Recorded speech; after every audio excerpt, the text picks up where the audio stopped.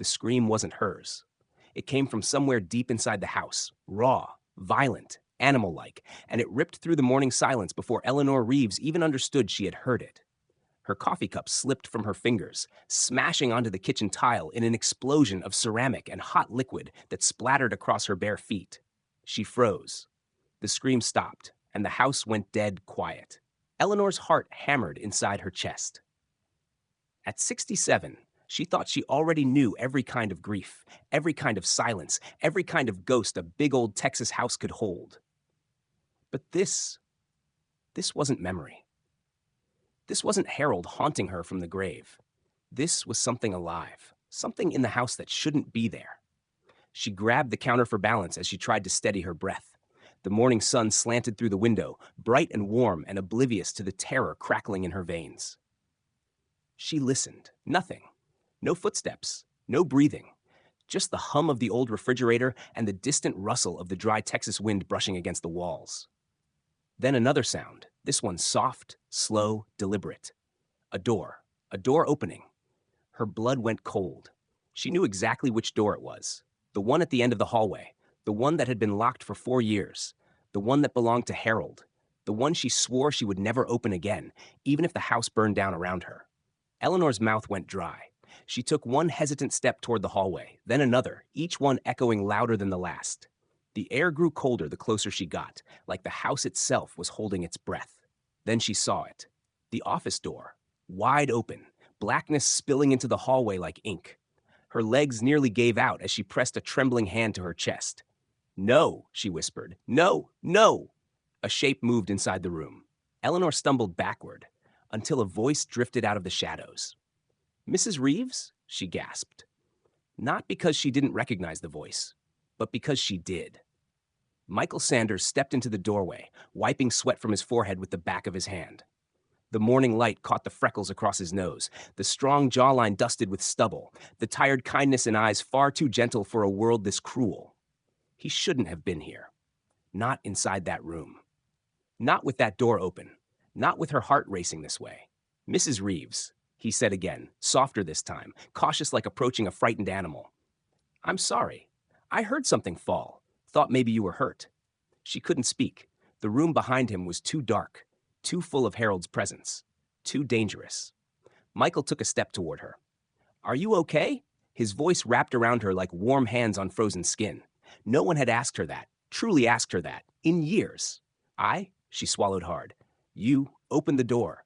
He hesitated. "The lock was broken. I figured it was old. I just wanted to check." "No one touches that room," she choked out. "No one."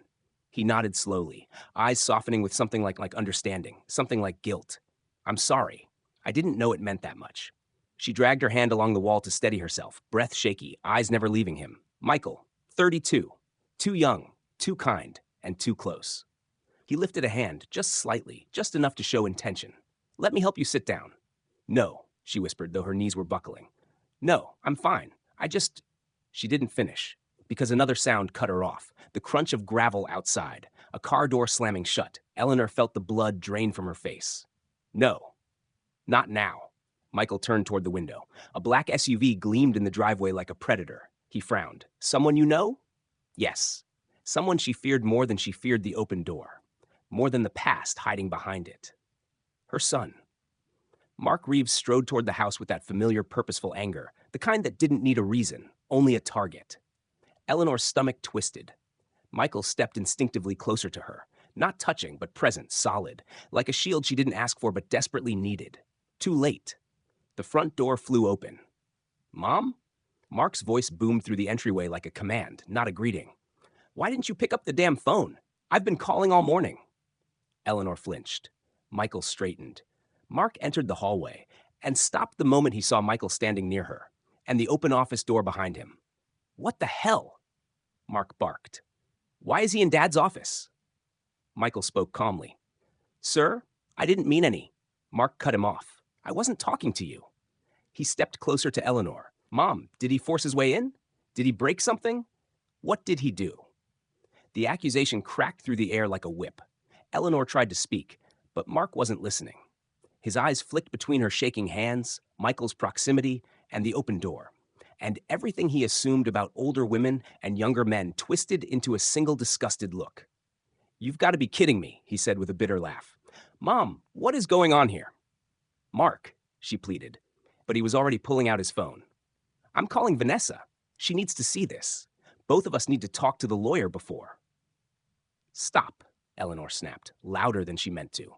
The words sliced through the house, through years of silence, through her own ribs.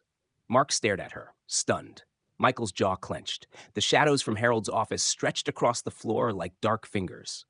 And Eleanor Reeves, who had spent decades being quiet, obedient, invisible, felt something inside her shift. A small rebellion, sharp and hungry, rose up in her chest. "I said stop," she repeated, voice trembling but undeniable. Mark blinked. "What is wrong with you?" "Everything," she wanted to say. "The door is open. The past is awake, and your mother is not who you think she is." But she stood frozen, breath uneven, heart pounding against a truth she wasn't ready to speak. Michael watched her with a look she didn't dare interpret. Mark waited, flames of suspicion and entitlement flickering behind his eyes.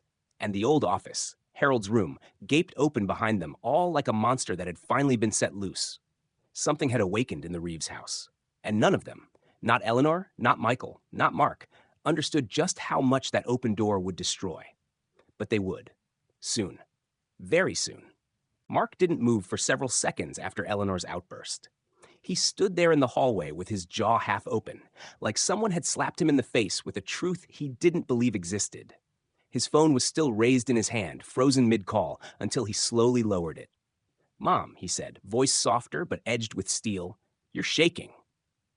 "I'm fine." She wasn't. Her fingers trembled so violently she had to hide them behind her back. Michael saw it. Mark saw it. But only one of them cared.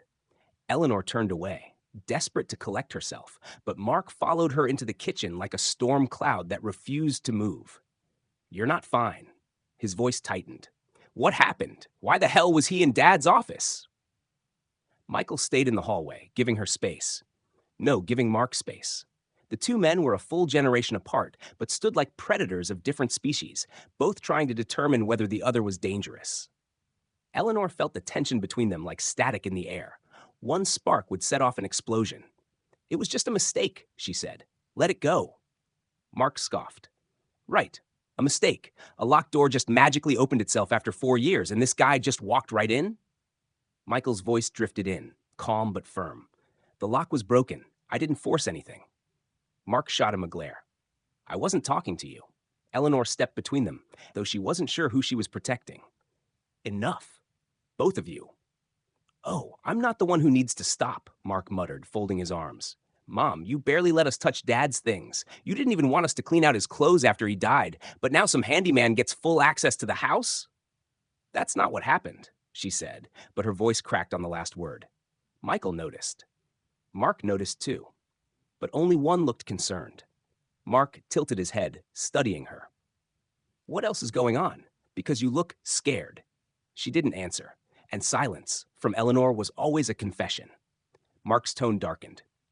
"Did he threaten you?" "No." Her answer came fast, too fast. "Michael would never." She stopped. The room went still. Mark's eyebrows lifted slowly. "Michael would never? So now you're defending him?" Eleanor's cheeks flushed with heat she couldn't hide. Michael stepped forward slightly. "Mr. Reeves, your mother and I." "Stop," Eleanor said sharply. "Michael, please." The young man paused, torn between respecting her boundaries and wanting to protect her. He stayed silent. Mark's gaze darted between them like he was connecting dots that shouldn't exist. "You've got to be kidding me," he whispered, almost laughing in disbelief. "Mom, is he? Are you?" "No," she snapped, but the truth in her eyes wasn't as sharp as the word, and Mark saw it. "Oh my God," he muttered, rubbing his forehead. "Mom, you can't be serious. He's what, 30? 32? 32, Michael corrected quietly. Mark shot him a look that could bury a man 6 feet deep. "Mom, you're 67. This is insane. This is embarrassing." Eleanor felt the words like blows to her ribs. Embarrassing. Insane. 67. She swallowed the ache, but it stuck in her throat. Michael stepped forward. "You don't get to talk to her like that." Mark turned on him, fury sparking. "Oh, I think I do. You see, unlike you, I'm actually her son." "And yet you talk to her like she owes you something," Michael shot back. Eleanor's breath caught.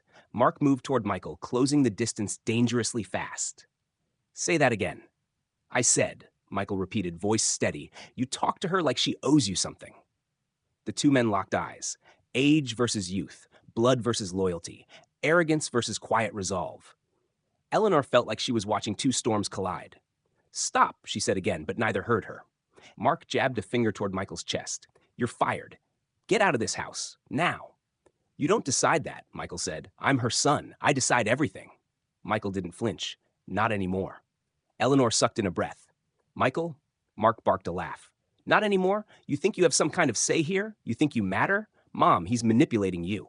No, he's not, she said. Mark froze. Michael froze. The house froze. Nothing had ever hit Mark harder than hearing his mother defend someone else.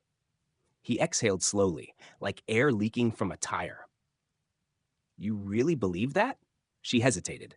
A fraction of a second, but a fraction was enough to become a verdict.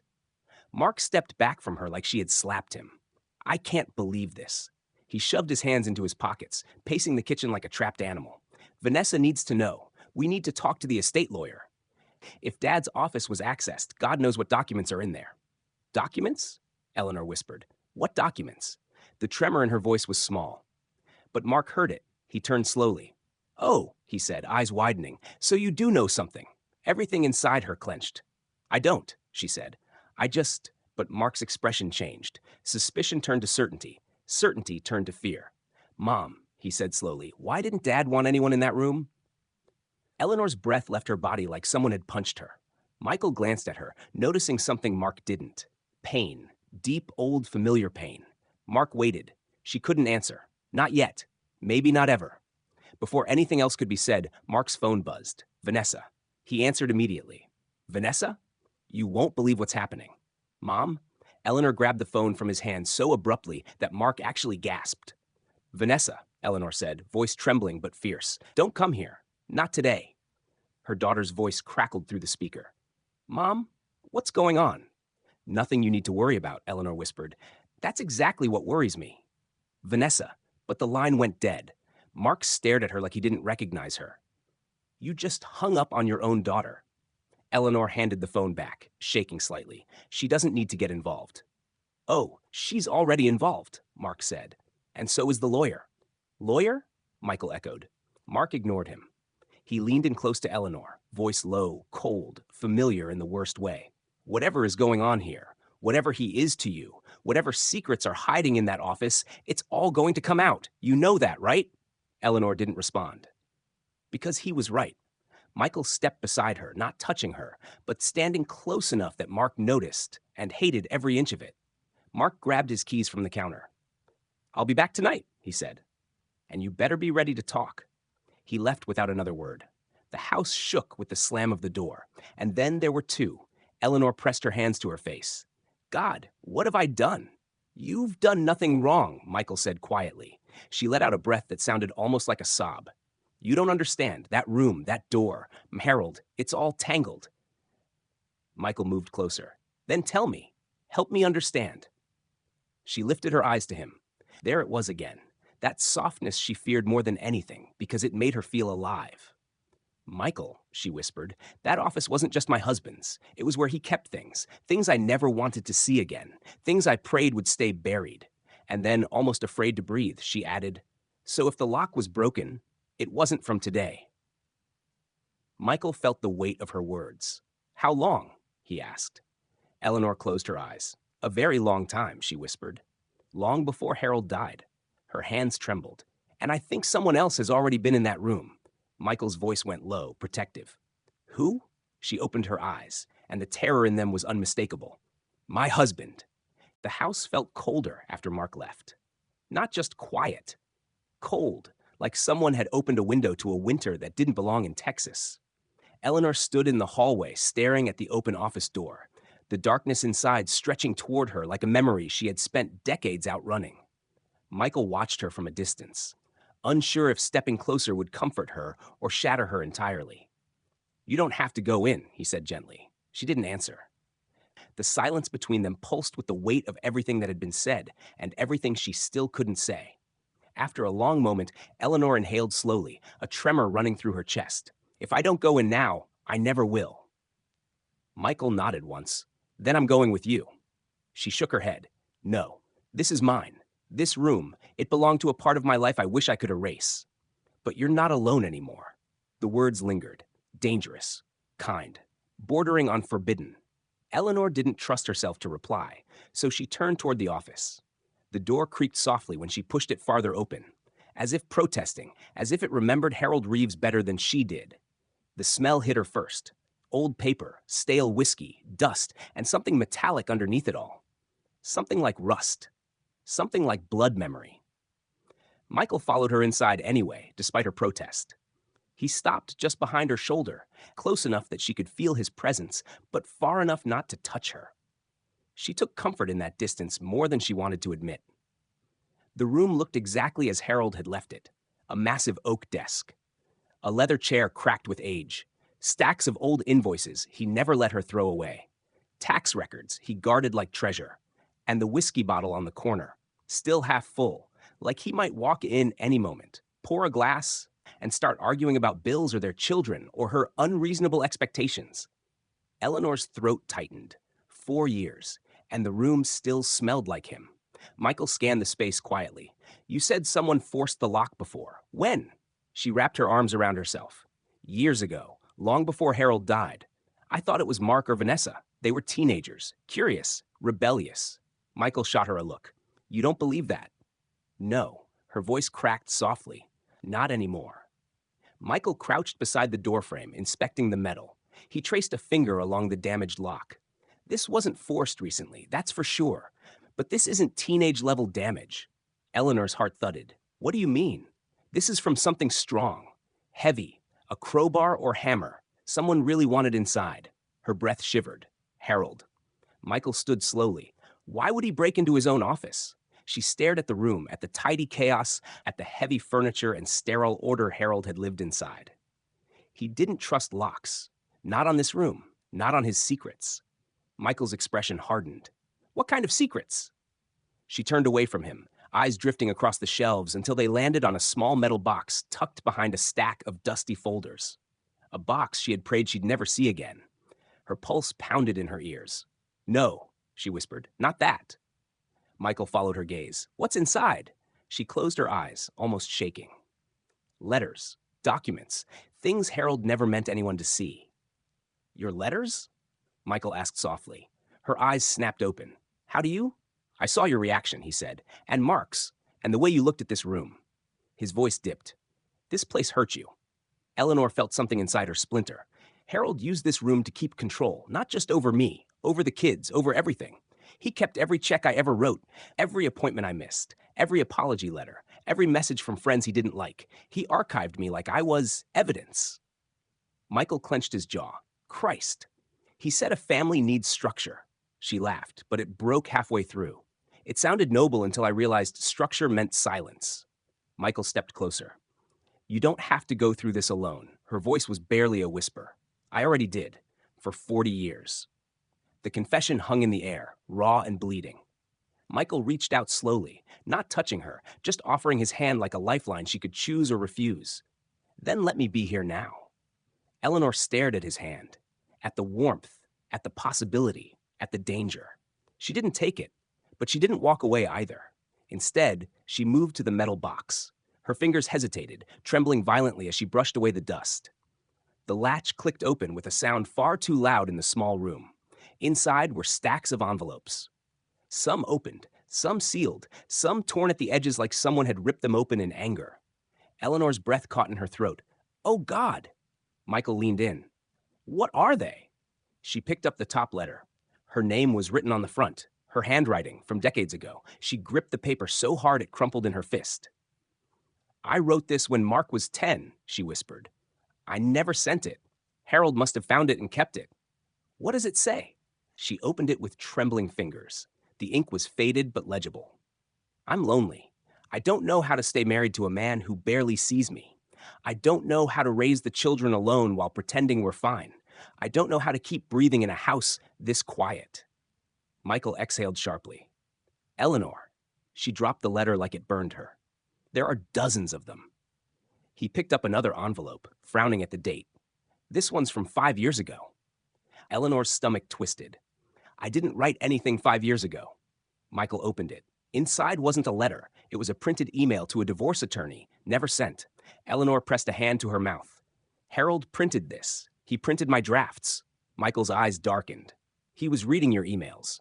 She nodded slowly, painfully. He checked my messages every night. Jesus. Michael stepped closer. This is abuse. She wiped at her eyes, but the tears kept coming. It doesn't matter now. It matters, he said quietly, because Mark and Vanessa are about to weaponize whatever they find. Her entire body stiffened, and they'll find everything in here. Her blood ran cold. She looked around the room, at the letters, the documents, the journal entries, the financial records Harold kept like a dictator, cataloging the sins of his own family. And she realized something horrifying. Harold's office wasn't just a room. It was ammunition. Against her. Against their children. Against anyone he ever loved. Michael spoke quietly, urgently. We need to figure out what to do before Mark comes back. Her voice trembled. I can't destroy them. They're history. Bad history, he countered. Dangerous history. Eleanor sat heavily in Harold's leather chair, the seat of a man she'd loved, feared, obeyed, and survived. She whispered, Michael, if Mark finds what Harold kept in here, he'll never forgive me. Michael rested a hand on the desk, steady and strong. Then we don't let him find it.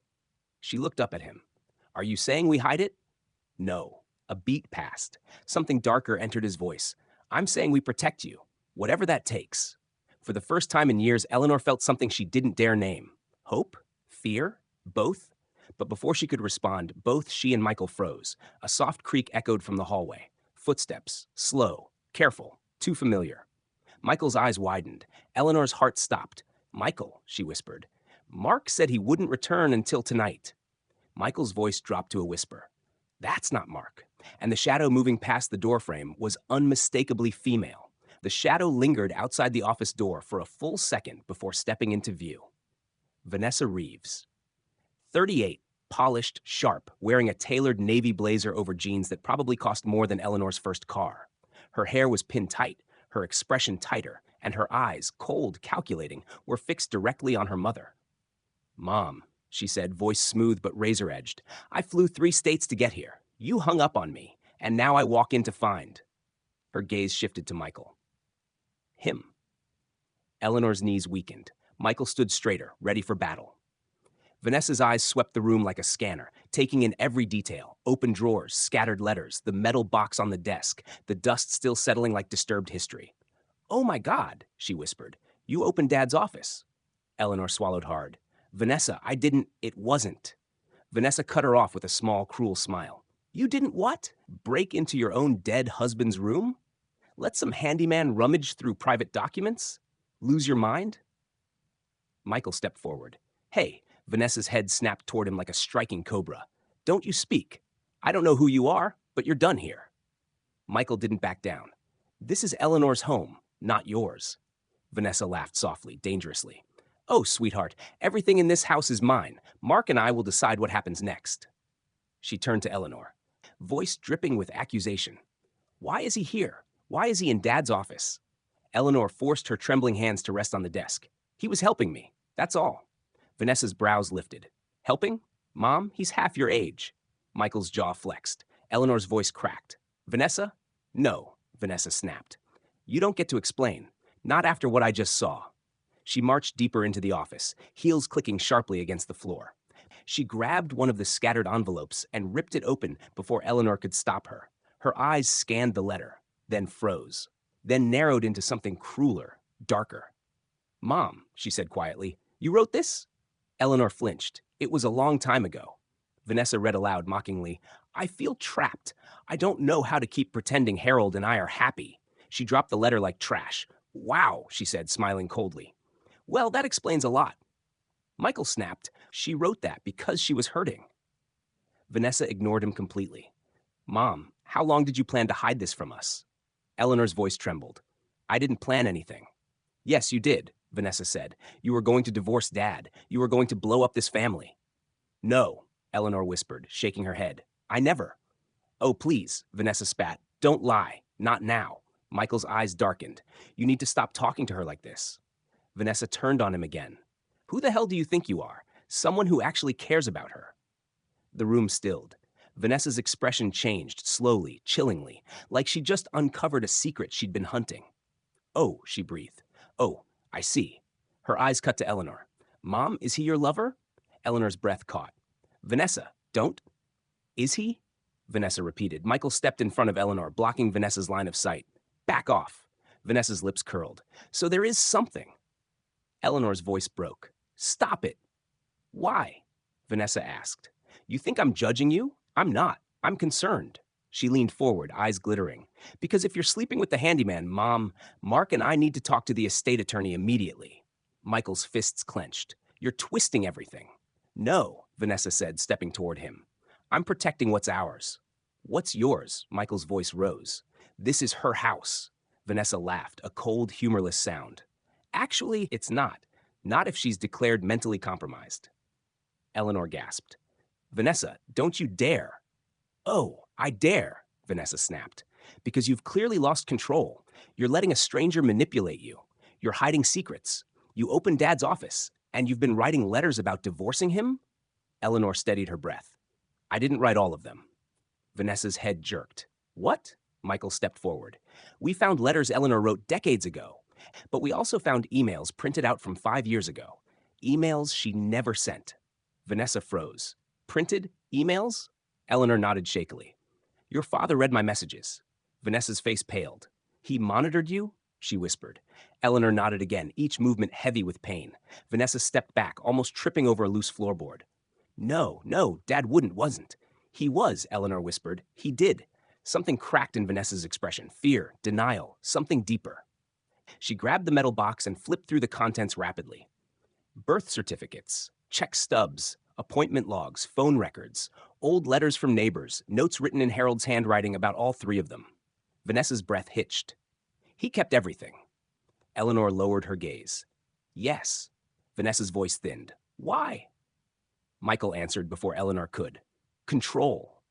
Vanessa's hands trembled as she flipped to another file, one labeled with her own name. She opened it and froze. Inside were photos of her from years ago, taken without her knowing, in the backyard, leaving school, laughing with friends, fighting with her brother, crying in her bedroom. Vanessa's knees buckled and she collapsed into the leather chair. "Oh my God," she whispered, tears forming at the corners of her eyes. "He was watching all of us." Eleanor nodded, her voice breaking. "He always said it was for our protection, but it was never that. It was him, his fear, his control." Michael stepped closer to Vanessa. "None of this is Eleanor's fault." Vanessa didn't answer, didn't blink, didn't breathe. Then, slowly, she looked up at her mother. And for the first time in years, Eleanor saw a child in her eyes, not a hardened adult. "Why didn't you tell us?" Vanessa whispered. "Because I wanted you to love him," Eleanor said through tears. "I didn't want you to carry the weight I carried." Vanessa's face twisted with grief. "We didn't love him. We feared him." The confession hit Eleanor like a punch. "I'm sorry," Eleanor whispered. "I'm so sorry." Vanessa closed her eyes, tears spilling. For one small moment, one fragile heartbeat, mother and daughter were two wounded souls trying to find each other again. Then Vanessa wiped her tears, and everything hardened again. "We destroy this," she said coldly, nodding toward the files. "All of it. No one can ever see what's in here." Eleanor flinched. "Vanessa, we burn it," Vanessa said. "Every page." Michael stepped between them. "What if some of this protects your mother?" Vanessa's eyes sharpened. "Protects her or protects you?" Michael didn't move, and that alone was enough to reignite every suspicion Vanessa had extinguished moments ago. She took a slow step back toward the doorway, her gaze locked on Eleanor. "If you don't burn those files," Vanessa said quietly, "Mark and I will assume you're hiding something." A beat, "and we'll assume he's the reason." Then she turned to Michael. "And you?" She pointed at him like a weapon. "Stay away from my mother, from this house, from this room, or I swear to God, you won't like what happens next."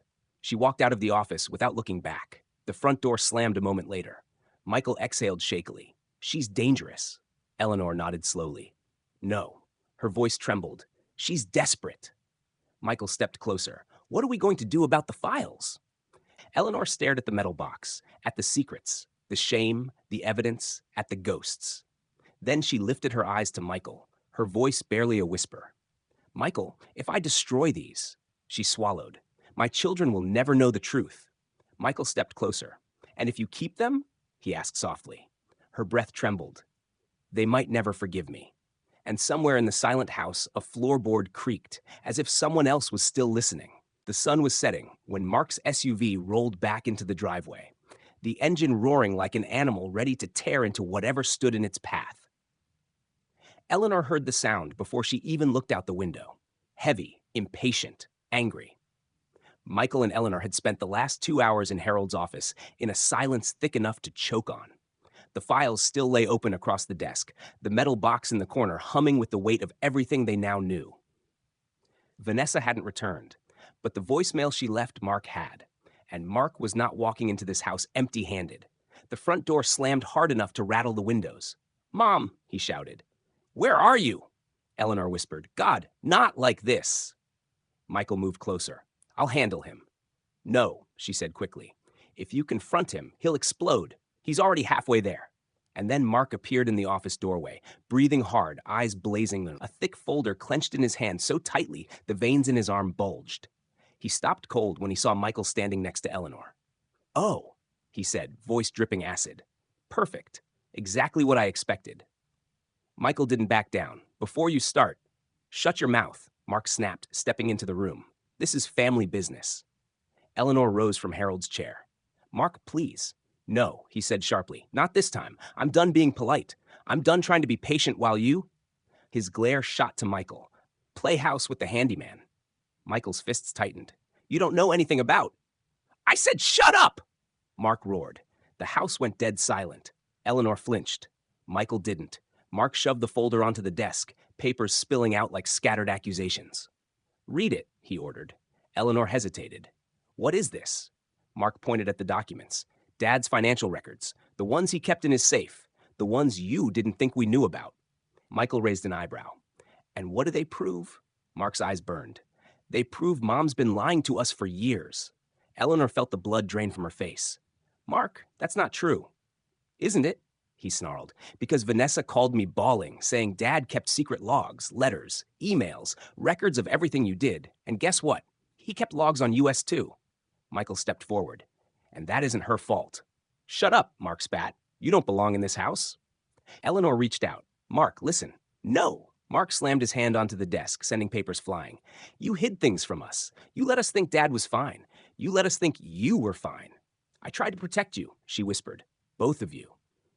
Mark laughed, short, bitter, broken. "Protect us. Mom, he watched us. He monitored us. He stalked us. And you let him." Eleanor's heart cracked open. "I didn't let him. I survived him." Mark froze, just for a moment. And in that moment, something shifted, like a window opening to a storm. Michael stepped closer to Eleanor, lightly placing a hand near her back without touching her. Mark was a grenade. "Unbelievable," Mark murmured. "You're standing there, crying in front of him, leaning on him after everything Dad did? After everything we didn't know?" Eleanor swallowed hard. "Mark, I'm not done," he said sharply. "Because there's more." He pulled out another sheet, held it high, shook it like a death warrant. "This," he hissed, "is Dad's last will." Eleanor stopped breathing. "No," Michael whispered. "Mark, don't." Mark smirked. "Oh? Now you don't want me to read it?" He unfolded the paper slowly, eyes locked on Eleanor. "According to this," he said, "Dad left everything to Mom." Eleanor blinked, stunned. "What?" Michael frowned. "That doesn't make sense." "Oh, it will," Mark said, lifting the next page. "Because this is the revised draft." Eleanor's stomach twisted. "Revised?" Mark nodded slowly, savoring every second. "Dad updated his will 1 month before he died." Michael's breath stopped. Eleanor took a shaky step back.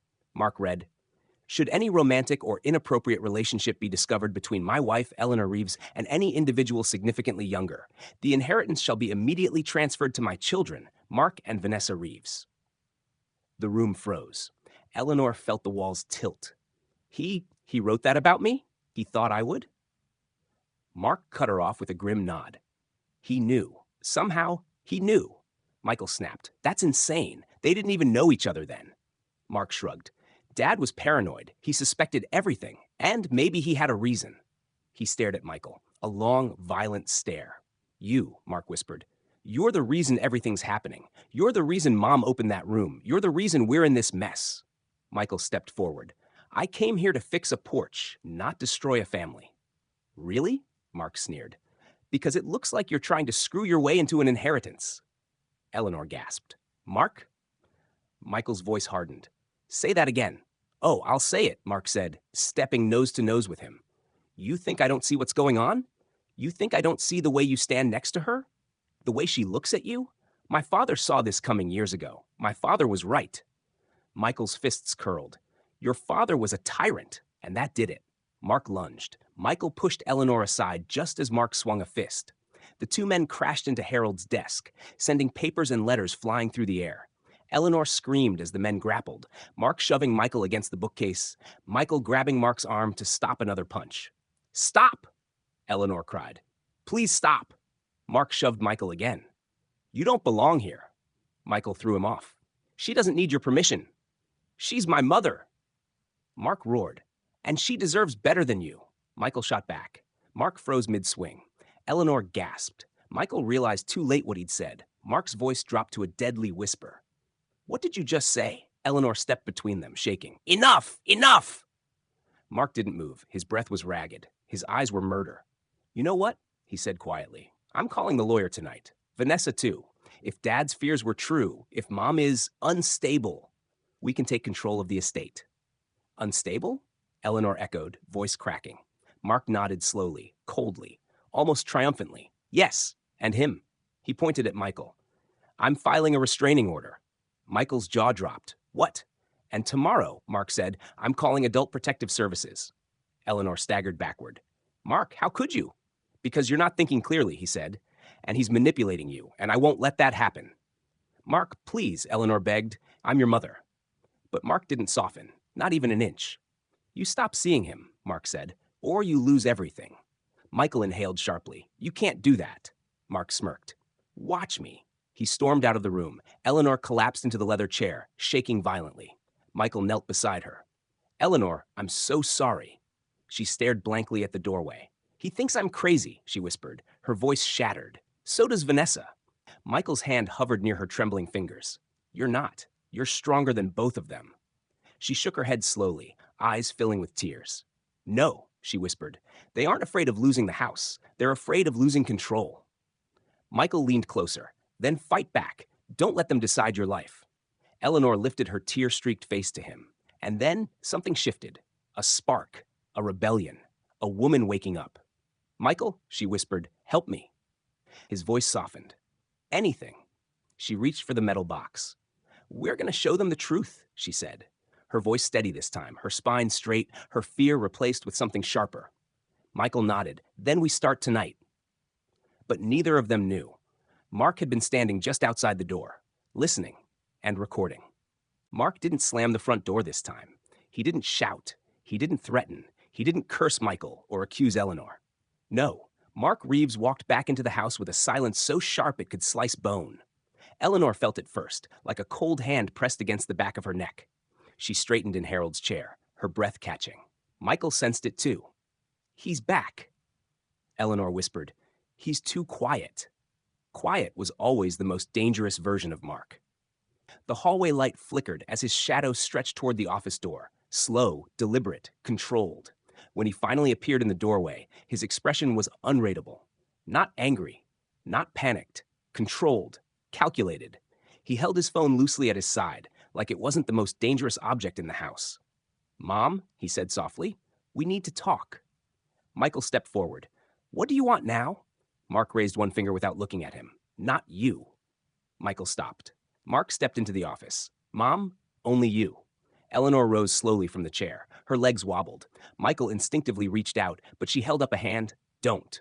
Mark saw that too. His jaw flexed, a tiny movement, but lethal in meaning. Let's go to the living room, he said. That's not a good idea, Eleanor whispered. He tilted his head. What, are you scared I'm going to yell? Break something? Hit him? Michael's jaw tightened. Eleanor winced. Mark smiled. Relax. I don't need to hit anyone. There was something chilling in the way he said it. Eleanor followed him into the living room. Michael stayed close but didn't cross the threshold. Mark turned to face his mother, hands in his pockets, eyes sharp and cold. Do you trust him? He asked. Eleanor stiffened. That's not your question to ask. Mark nodded. So that's a yes. Mark, he raised a hand and pressed play.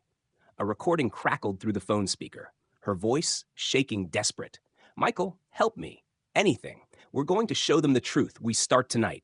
Michael cursed under his breath. You recorded us? Mark ignored him completely. The recording ended. The silence afterward was monstrous. Eleanor's face drained of color. Mark, that wasn't what it sounded like. Oh, he said quietly. Sounded pretty clear to me. She asked me for support, Michael snapped. Not to. Shut up, Mark barked. He stepped toward his mother, phone still in hand. Mom, he said gently, poison wrapped in softness. I can send this recording to the estate attorney tonight. Or, he glanced at Michael, then back to her. You can make this very simple. Michael stepped in. Don't you dare threaten her. Mark didn't even look at him. He looked straight into Eleanor's eyes. Choose, he said quietly, so we don't have to ruin you. Michael froze. Ruin her? Are you insane? Mark spoke calmly, almost sweetly. Mom, tell him it's over. Tell him he's done. Tell him to leave. Right now. Eleanor's throat closed. Mark, Say it, he whispered, and I delete the recording. A tremor ran through her whole body. Michael's voice cracked, furious. Don't listen to him. But Eleanor wasn't listening to either of them. She was drowning in the reality that had been tightening around her since the moment she let Michael into her life. Mark leaned in close. Say it, Mom. Her lips parted, but no sound came out. Mark's eyes hardened. So you won't. I can't, she whispered. Michael shut his eyes in relief. Mark lost the last shred of patience. You know what? Fine. He tapped his phone screen. Michael lunged forward. Mark, don't. But it was too late. Mark hit send. To the lawyer. To Vanessa. To himself. All at once. Eleanor gasped, hand flying to her mouth. Mark, please? Oh, I'm not done, he said. His voice was a blade sliding across a throat. I'm sending it to Dad's old lawyer. To the accountant. To the estate manager. If Dad put that clause in his will, they need to hear this. They need to hear you conspiring with this man. I wasn't conspiring, Eleanor cried. Michael grabbed Mark's wrist. Delete it. Mark yanked his arm away. Touch me again and I swear. Mark, Eleanor begged. But he wasn't listening. He turned to Michael. You're out, Mark said.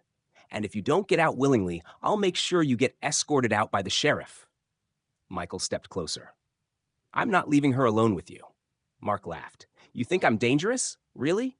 You're the one seducing a grieving old woman. Michael's fist clenched. One more word. Michael, Eleanor whispered, voice breaking. Don't. Mark stopped laughing at the sound of it. He narrowed his eyes. You know what? He said. Maybe that clause in Dad's will wasn't paranoia. Maybe it was prophecy. Your father controlled her, Michael spat. You're just continuing his abuse. Mark's expression sharpened. He stepped forward. Dad was right. Michael froze. Right about what? Mark's voice dropped to something dark and vicious. He always said Mom had a weakness. Eleanor's heart crashed into her ribs. Mark, don't. A weakness, Mark repeated, staring straight at her. For attention, for validation, for being seen by younger men. Michael's eyes widened. Eleanor felt something break inside her. Mark gave a tiny shrug. Dad knew it. Now I know it. And the lawyer will know it too. Michael saw red. You son of a... Michael, Eleanor cried. He stopped barely. Mark smiled, triumphant. He had them both exactly where he wanted them. And then, a faint vibration buzzed through the room. Mark looked at his phone. A new message, from Vanessa. Already. He opened it. The blood drained from his face. What is it? Eleanor whispered. Mark didn't answer. He stared at the screen like it had detonated in his hand. Michael stepped closer. Mark? Mark swallowed hard. It's from Vanessa. And? Eleanor pleaded. Mark lifted his phone with a shaking hand, turned the screen toward them. A single line glowed across the message. Mom didn't write all those letters. Some of them were written after Dad died. Eleanor froze. Michael's heart stopped. Mark whispered, Mom, did someone else open Dad's office before today? Eleanor stared at her children's secrets, at the old room filled with ghosts, at the man standing beside her, at the house finally waking up after decades of silence. Her voice trembled. Yes. Michael frowned. Who? Eleanor lowered her gaze. A tear slid down her cheek. My husband wasn't the only one who kept secrets. She looked at Mark, a long, devastating look, and whispered, Your father wasn't the last person to enter that room. Mark swallowed hard. Then who? Eleanor closed her eyes. Your sister. The room didn't move. The house didn't breathe. Even the dust seemed frozen midair as Vanessa's final words detonated in the doorway. I rewrote my life. Eleanor felt her ribs constrict. Michael stiffened. Mark looked as if someone had knocked the wind out of him. Liam stepped farther into the room, tall, tense, jaw clenched so hard a vein pulsed at his temple. A stranger, but with the same haunted look Vanessa had been carrying for years. Vanessa, Mark said carefully, what does that mean? But it wasn't Vanessa who answered. Liam did. It means, he said, voice low and dangerous, she's been lying to all of you, and she's done. Vanessa shot him a glare. Liam, stop. He didn't. He stepped closer to Eleanor, forcing Michael and Mark to shift instinctively, forming a wall. I didn't come here for drama, Liam said. I came here because she, he jabbed a finger toward Vanessa, has been having panic attacks for months. Nightmares, shaking in her sleep. And every single one leads back to this house. Vanessa whispered, Liam, please. But he barreled on. She told me she didn't want to come back. Told me she'd die before walking inside again. Then today she gets a message from her brother about some recording, freaks out, and suddenly we're on a plane. Michael's eyes flickered toward Vanessa. You told him? Vanessa's lips tightened. He's my fiancé. Mark barked. Since when? 3 months, Vanessa whispered. 3. Mark choked on his own outrage. You didn't tell us? Vanessa's jaw trembled, barely noticeable unless you knew to look for it. Eleanor saw it. She always saw it. Vanessa, she said gently, sweetheart.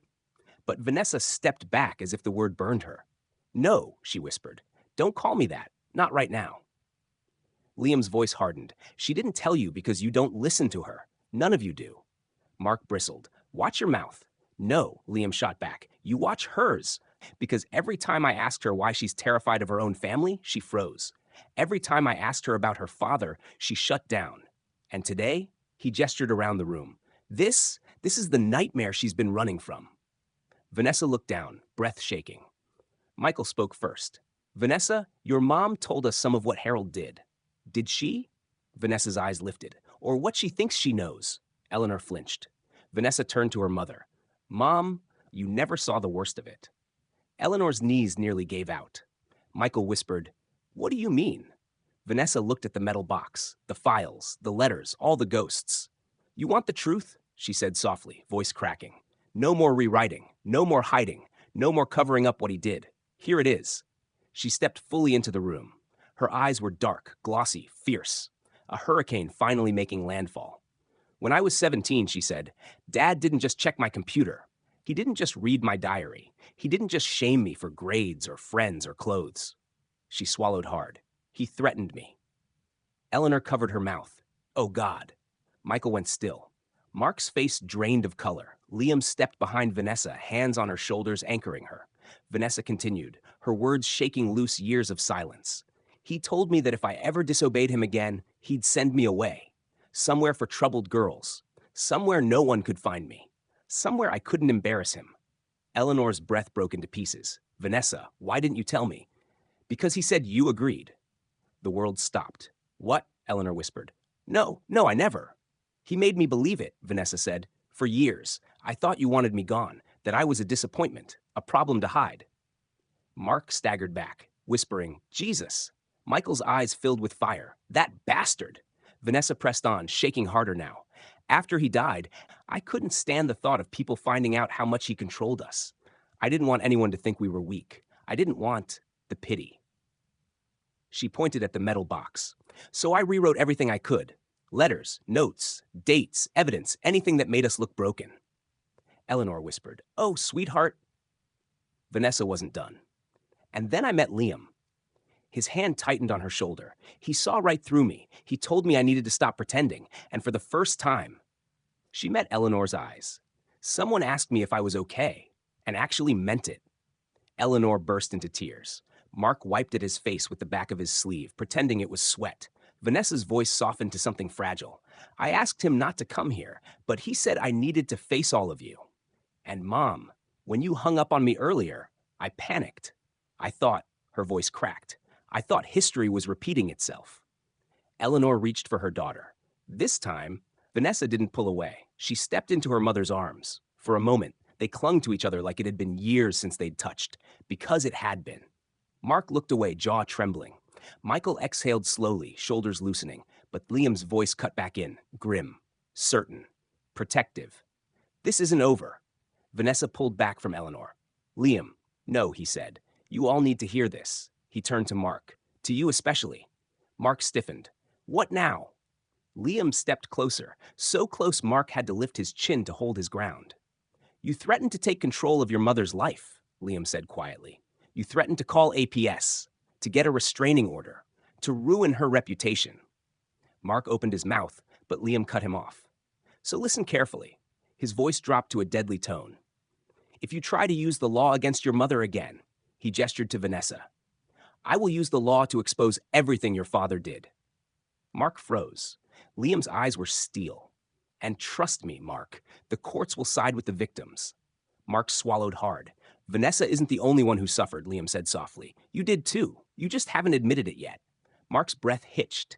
Eleanor whispered, Liam, please. He stepped back, finally giving the room air again. I'm not here to start a war, Liam said. I'm here to end one. Vanessa took his hand, and then Michael said quietly, What about the box? The letters? The evidence? All eyes turned to Eleanor, to the metal box she'd been terrified of for decades. Eleanor touched it gently, then looked at her children. You both deserve to know the truth, she said. All of it. Unedited. Unchanged. Vanessa nodded slowly. Mark did too. Eleanor took a shaky breath. And when you know everything, then we decide what to burn. Michael met her eyes, full of pride and something deeper. For the first time in decades, the four of them were standing in the same room. Not as mother and children. Not as enemies. Not as ghosts of the past. But as the only people left who knew the truth about Harold Reeves. And what they decided next would either free them or destroy them.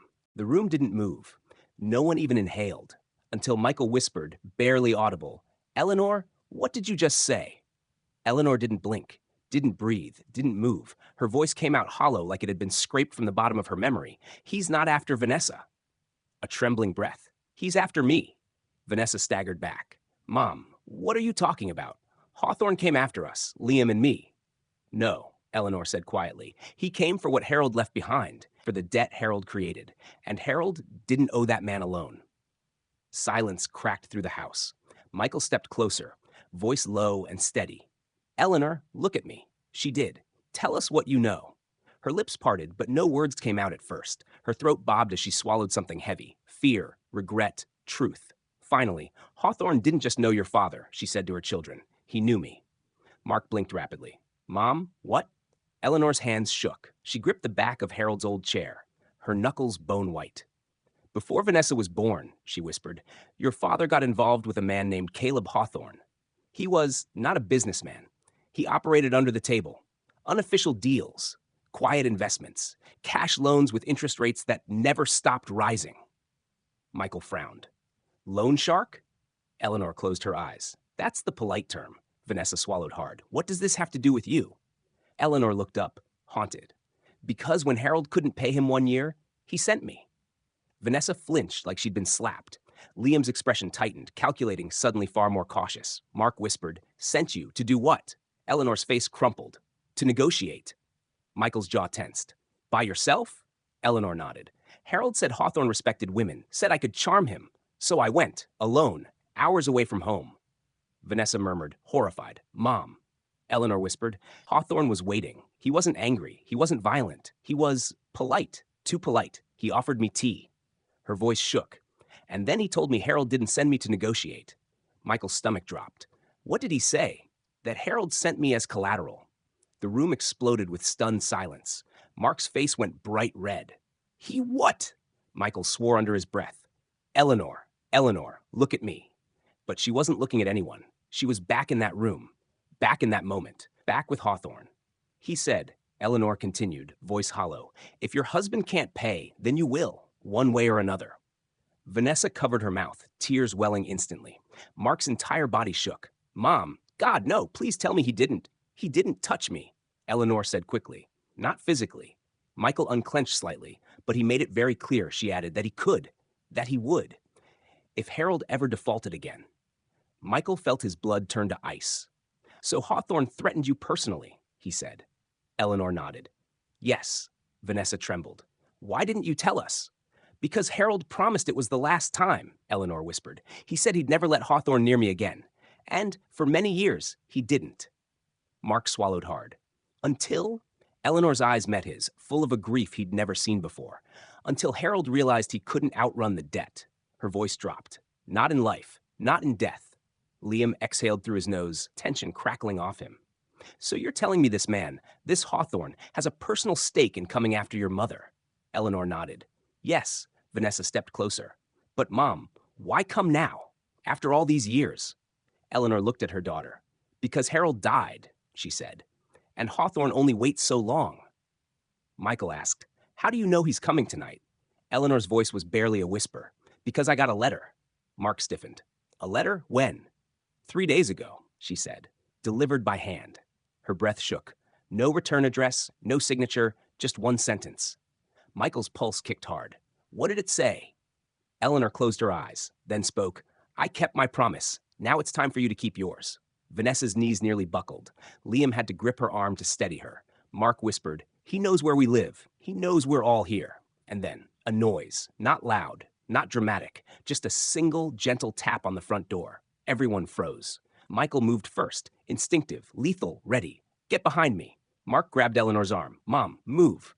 Vanessa backed away, breathing fast, eyes wide in terror. Liam reached for something inside his jacket. Eleanor whispered, voice barely audible, oh God, it's him. Michael held up a hand. No one opens that door. Then, another tap, soft, patient, almost polite. Vanessa whispered, he's here for the house. Eleanor shook her head slowly. No, she breathed, he's here for me. The tapping stopped. A pause. Then a man's voice drifted through the front door, smooth, calm, cold. Mrs. Reeves, may I come in? The room didn't move. No one reacted. No one even breathed. The confession hit like a detonation, silent at first, then expanding outward in a shockwave that broke every single person in the living room in a different way. Eleanor's voice, small, wrecked, trembling, echoed in the space Hawthorne had hollowed out with a single sentence. Yes, I told him to drive. Michael staggered back a full step, like the words had physically struck him. Mark made a choking sound, half gasp, half denial. Vanessa clamped both hands over her mouth, eyes wide, filling with tears she couldn't hold back. Even Liam, cold, calculating, composed, lifted his chin in shock. But the only one smiling was Hawthorne, a slow, thin, knowing smile. Good, Hawthorne murmured. Now it begins. Michael snapped out of his trance first. He lunged in front of Eleanor, shielding her, eyes blazing. Don't! You don't get to speak to her. You don't get to twist anything. Hawthorne cocked his head, amused. I haven't twisted anything. She told the truth, finally. Michael looked back at Eleanor, desperate, searching. You didn't mean that, right? Eleanor, tell me you didn't. But Eleanor's eyes were distant, lost, somewhere 24 years in the past. She whispered, I told him to keep driving. Mark's voice cracked open like a fault line. Mom, why? Eleanor squeezed her eyes shut, the memory clawing its way back. When the car hit him, I thought he was dead. He wasn't moving. And Harold started to panic. He kept saying the police would blame him, that he'd lose everything, lose us, lose the company. Vanessa sobbed. That doesn't explain you, Mom. Eleanor shook her head violently. I wasn't thinking. I was angry. Michael's brow furrowed. Angry? Eleanor's voice broke completely, raw and shaking. Because that night, before the accident, Harold told me he was leaving me. Vanessa gasped. Mark froze mid-breath. Michael blinked, stunned. Hawthorne watched her, savoring every note of pain. He told me, Eleanor whispered, that he was taking the kids, taking the house, that he'd make sure I had nothing. Her hands shook uncontrollably. I begged him to reconsider. I begged him not to tear the family apart. Tears spilled down her cheeks. He laughed. He said I should have been a better wife. Michael's jaw clenched. Eleanor, he manipulated you. But that doesn't make you. Michael, she whispered, almost pleading. Please let me finish. He swallowed hard and nodded. Eleanor took a trembling breath. When we hit the man, Harold pulled over for a second. He kept saying it was over, that he'd go to jail, that I'd be alone, that the kids would hate me. She began to cry, quiet, shaking tears. I thought if Harold went to prison, everything would be destroyed. Our family, our life, everything. She looked at the floor. So I said, just go. The room went silent again, but not empty, not numb. It vibrated, with shock, with betrayal, with grief. with something Hawthorne could practically taste in the air. Mark's voice cracked in half. Mom, you told him to leave a man to die? Tears spilled freely down her cheeks now. I was scared, she whispered. I was desperate. I didn't want to lose my children. You didn't, Vanessa said through trembling lips. You lost yourself. Hawthorne chuckled lightly. Touching, truly, but we have more pressing matters. Michael snapped. I swear to God, if you open your mouth again. Hawthorne raised an eyebrow. You'll do what? Break my jaw? Call the police? Do you think your threats matter to a man who has been owed a debt for 24 years? Michael lunged, but Liam grabbed his shoulder, restraining him. Not now, Liam muttered. Not with a man like him. Hawthorne smiled approvingly at Liam. Finally, someone in the room with sense. Vanessa stepped forward, tears streaking her face, voice shaking but fierce. What do you want from us? Hawthorne folded his gloved hands behind his back. What I've always wanted, he said calmly. Payment. Mark barked. How much? Hawthorne chuckled softly. Money? Dear boy, if money was enough, Harold would still be alive. Every head snapped toward him. Michael's eyes darkened. What did you just say? Hawthorne smiled, a slow, icy smile. I said, he repeated, if money were enough, Harold Reeves would still be alive. Eleanor's knees buckled. No, you didn't. I didn't kill him, Hawthorne said casually. I simply stopped protecting him. Vanessa collapsed into Liam. Mark whispered, You let him die. I let justice correct itself, Hawthorne said, a luxury I no longer indulge. He stepped forward, and Michael positioned himself like a blade between Hawthorne and Eleanor. Hawthorne didn't mind. Predators enjoyed watching prey protect what they love. I don't want your house, Hawthorne said. I don't want your money. I don't want your inheritance. He pointed at Eleanor. I want her to finish what she started. Michael's entire body tensed. Finish what? Hawthorne's eyes glittered. Her confession. Eleanor froze. Hawthorne turned toward Vanessa and Mark. Your mother participated in a felony hit-and-run. She is responsible for that man's death as Harold was, and she never paid the price, Michael hissed. Shut up, Shunyud. Calmly, I want her confession. On paper. Signed. Official. The truth. All of it. Mark backed away in disbelief. You want her to turn herself in? No, Hawthorne said, smiling. I want leverage. Vanessa whispered, horrified. Blackmail. Hawthorne didn't deny it. Michael grabbed Eleanor's hand. You're not giving him anything. Eleanor pulled her hand away. Everyone froze. Michael, she said quietly, this is my fault. No, he said, shaking his head. No, it's Harold's fault. It's Hawthorne's fault. It's not yours. Hawthorne smirked. Is that what she told you? How sweet. Eleanor looked around the room, at the children she loved, the man who loved her, the stranger who owned her past. And she whispered, if I don't give him what he wants, he'll destroy all of you.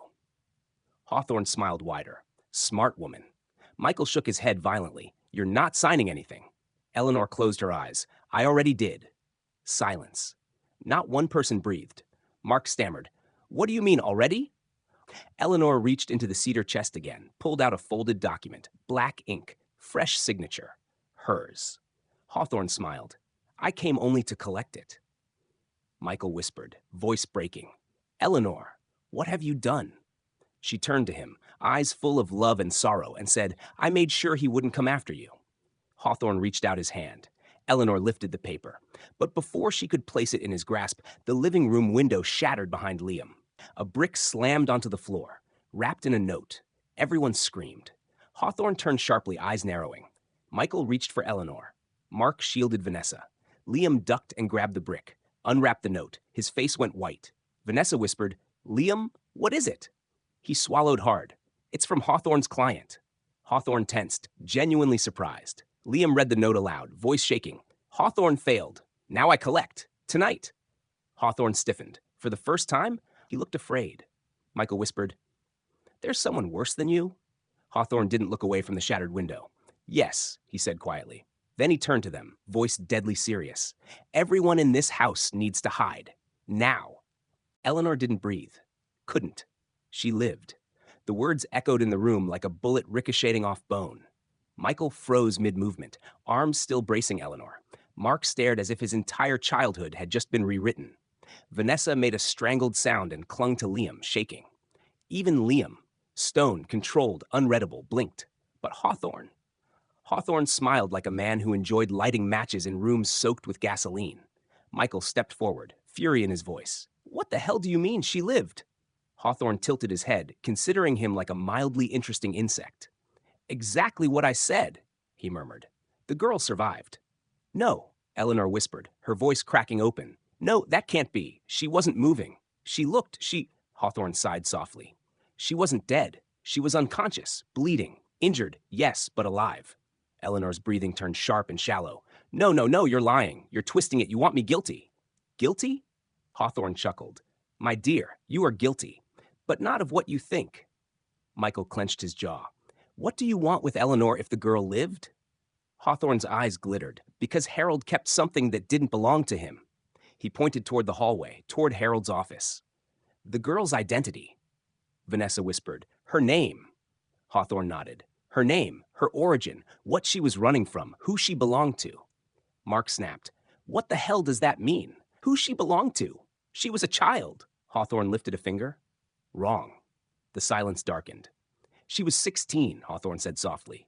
Barely, and worth a great deal to the man who lost her. Eleanor gasped like the air had been punched out of her lungs. Michael felt it too, something shifting, getting worse, getting darker. Liam's face hardened. So she was trafficked. Hawthorne nodded once, and Harold hit her while she was trying to escape. Eleanor shattered into sobs. Vanessa covered her mouth and sobbed with her. Mark stumbled backward, horrified. Dad? Hit a girl? Trying to get away? Michael whispered, and Harold kept it quiet so the trafficker wouldn't find out he almost helped her escape. Hawthorne smiled. Exactly. Eleanor forced herself upright, shaking violently. No, I don't believe you. Harold was cruel, but he wouldn't knowingly cover up something like that. He didn't know, Hawthorne said simply. He thought he hit her by accident, that she was just some teenage runaway caught in the storm. He paused, until Jacob told him who she was. Eleanor froze. Jacob? She whispered. The man dragging her? He survived. He told Harold. Oh, yes, Hawthorne said smoothly. He made sure Harold understood exactly who that girl was, and exactly what her disappearance would cost. Mark swallowed hard. Cost? Who? Hawthorne's smile grew. The man she was owned by. Vanessa gagged. Liam whispered, Jesus Christ. Michael stepped closer to Hawthorne, teeth clenched. So what does this have to do with you? Hawthorne gave a polite bow of his head. I was hired by that man to retrieve his property and the records of the incident. Silence detonated. You? Michael's voice lowered to a deadly growl. You were never protecting Harold. You were monitoring him. Hawthorne nodded, and when Harold refused to turn over the girl's name because he didn't know it, he offered me something else. Eleanor whispered. No, Harold wouldn't have. Oh, he did, Hawthorne said. Harold gave me everything. All his documents, all his notes, every detail he recorded from that night, every scrap of evidence. Eleanor collapsed onto the couch, shaking uncontrollably. Michael knelt beside her. Eleanor, look at me. She couldn't. She was spiraling, 24 years of silence crashing down on her at once. Vanessa stepped forward, voice trembling. So why are you here now? If Harold gave you everything, why bother with us? Hawthorne's smile disappeared. Because Harold lied. Mark stilled. Michael tensed. Eleanor's head snapped up. Lied? How? She whispered. Hawthorne stepped closer, slow, deliberate, terrifying. Harold told me the girl died a day later. Eleanor's heart seized. No, she whispered, shaking. She survived. Yes, Hawthorne said. She lived, but Harold claimed she didn't. He told me she died from her injuries so that Jacob's employer wouldn't come looking for her. Vanessa's hands flew to her mouth. Michael whispered, so Harold made the girl disappear to protect himself. Hawthorne nodded. And only one person alive knows what really happened to her after the accident. Eleanor's throat closed. She whispered, Harold. Hawthorne shook his head. No. His eyes locked onto hers. You. Eleanor collapsed into Michael with a sob. No, I didn't know. I didn't know she lived. I didn't. Hawthorne knelt slowly until he was eye level with Eleanor. His voice went soft, almost gentle. Eleanor, I have spent over 2 decades searching for the girl you let run into the woods that night. Vanessa gasped. Run? Mark staggered. She got away? Michael felt ice in his veins. Eleanor, did she run? Did you see her run? Eleanor shook violently. Yes, she was alive. She crawled out of the ditch. Harold didn't see. She ran into the trees. She broke. Completely. Michael held her tightly as she sobbed into his chest. Hawthorne stood. His smile was gone now. His voice sharpened. That girl was worth more than Harold could ever pay me. Michael's grip tightened around Eleanor. Mark whispered, "So this isn't about debt." Hawthorne shook his head. "No, this is about unfinished business." He stared at Eleanor. "Because that girl grew up, changed her name, vanished." He leaned in, "And I found her." Vanessa's face drained. "Where?" Hawthorne pointed to the hall, to Harold's office, to the one person whose handwriting appears on documents before and after Harold's death. Eleanor gasped. Michael froze. Mark blinked. Vanessa whispered, trembling, "Whose handwriting?" Hawthorne's voice dropped to a chilling whisper. "The girl Harold hit is alive." He turned his head slowly and looked directly at Vanessa. "And she's standing in this room." Eleanor didn't sob. She folded. Her body collapsed inward, hands covering her face, shoulders shaking with the weight of decades she never expected to reclaim. She looked so small, so breakable, so human, that even Michael, whose fury was sharp enough to shatter glass, softened for a heartbeat. Vanessa stood frozen, her breath shallow and sharp, staring at Hawthorne like he was a specter from a nightmare she hadn't known she remembered. Mark looked ready to tear the man apart with his bare hands. Liam shifted subtly, one instinctive step closer to Vanessa, not out of possession, but protection. And Hawthorne? He watched it all with a predator's patience. Michael moved first. He placed himself squarely between Eleanor and Hawthorne, blocking her from view. "You're not taking her anywhere," Michael growled. "I don't care what Iris wants." Hawthorne sighed, bored. "I'm not taking her. I'm escorting." The distinction matters.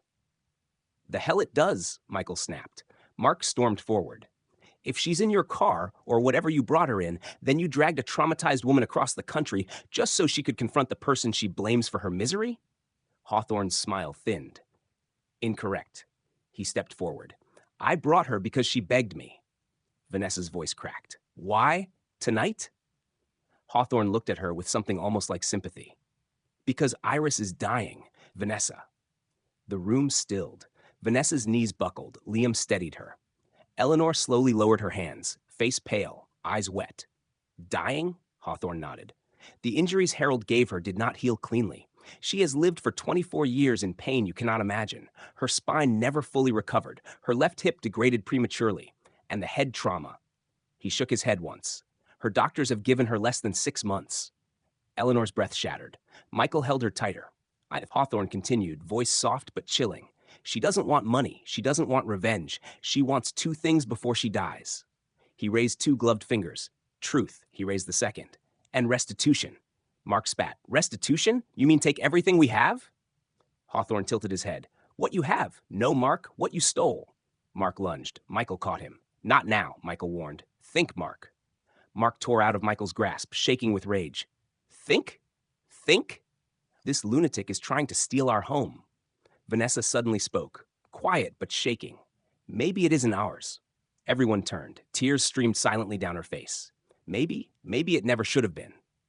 Eleanor looked like her heart ripped itself open. "Vanessa, sweetheart, no." But Vanessa shook her head, crying harder. "If Mom thought that girl was being hurt, and she tried to help, and she, she swallowed hard. And if Dad killed her hopes of escape, and we all lived our lives while she suffered." Vanessa sobbed into her hands. Maybe this house wasn't ours to keep. Liam pulled her into his chest. Eleanor broke all over again. Hawthorne watched, unblinking. Michael's jaw clenched. "Fine. She wants the house. Let her have it. But Eleanor is not going anywhere near your car." "Oh?" Hawthorne murmured. "Should I bring her inside then?" That shattered the room. "No!" Mark roared. "She's not stepping foot in this house," Michael snarled. Like Vanessa whispered, "Is she safe? Is Iris safe with you?" Hawthorne smiled coldly. "Safer than she ever was with Jacob." Eleanor froze. "Jacob," she whispered. He survived, didn't he?" Hawthorne nodded once. "And let's say he didn't take Harold's betrayal gracefully." Vanessa paled. "Is he coming here?" Hawthorne shrugged. "Maybe. Maybe not. Jacob is unpredictable." Michael stepped closer, voice deadly. "So he knows Eleanor's still alive." Hawthorne's silence was answer enough. Eleanor stopped shaking, stopped crying, stopped breathing. A strange calm washed over her, cold and final. "Take me to her," she whispered. Michael spun. "Eleanor, absolutely not. I need to see her." "No," Michael insisted. Eleanor lifted her chin, frail but resolute. "For 24 years I lived with blood on my hands. I didn't know. I didn't understand. But I still lived. She didn't." Her voice trembled. "She deserves to look me in the eyes." Vanessa cried out, "Mom, don't!" Eleanor turned to her daughter, her expression soft but irrevocably determined. "I'm not doing this to fix the past. I can't. No one can." She touched Vanessa's cheek. "I'm doing this because a girl was left on the side of the road, hurt, alone, terrified, and I didn't go back." She looked at Mark. "At least let me go now." Mark broke, right there in front of everyone. It was silent, just tears rolling down his face in disbelief. Michael shook his head, voice cracking. You're choosing to walk into danger for a girl you don't even know?" Eleanor cupped his face. "No, I'm doing it for the girl I was once." Michael's breath caught. "You can't go alone," he whispered. Hawthorne smirked. "She won't be alone. I'll be with her." Liam suddenly stepped forward. "No," he said calmly. "I'll go too." Everyone turned. Even Hawthorne frowned. Liam explained. "Vanessa is my priority. If Iris is tied to her past and her safety, then I'm involved too." Hawthorne arched a brow. "You think you can stop me?" Liam's eyes darkened. "I think I can slow you down." Hawthorne's smile widened. "How delightful." Vanessa grabbed Liam's arm. "Don't leave me." "I'm not," he said gently. "You're coming too." Vanessa's eyes widened in horror. "What? No, I can't. I can't face." "You already saw one ghost tonight," Liam said softly. "Time to face another." Hawthorne drifted toward the door. "Make your peace quickly," he said. "She's waiting." Michael turned to Eleanor. "You don't have to do this." Eleanor squeezed his hand. "I do." Mark stepped forward, voice trembling. "I'm coming with you." "No," Eleanor said. "If Jacob Miles shows up, someone needs to protect Michael." Mark blinked. "Protect Michael?" Michael snapped. "I don't need—" "Yes, you do," Eleanor said gently. She looked at Mark. "Please, for once, trust me." Mark swallowed, tears threatening again. Vanessa moved toward the door, pale but determined. Hawthorne reached for the handle. "Shall we?" Eleanor stood tall, straightened her blouse, wiped her tears, steeled herself.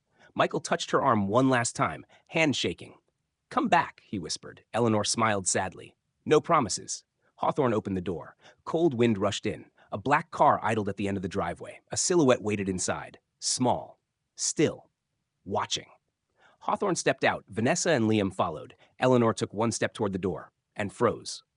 A figure stood across the street. Tall, shape hunched slightly, hands in pockets, face hidden by the dark, watching. Michael whispered, "Who is that?" Hawthorne turned slowly. His expression changed. For the first time, he looked truly concerned. "That," Hawthorne said softly, "is Jacob." The night didn't move. It pressed in, heavy and cold, as Hawthorne's car disappeared down the road, leaving the house half lit behind them like an open wound.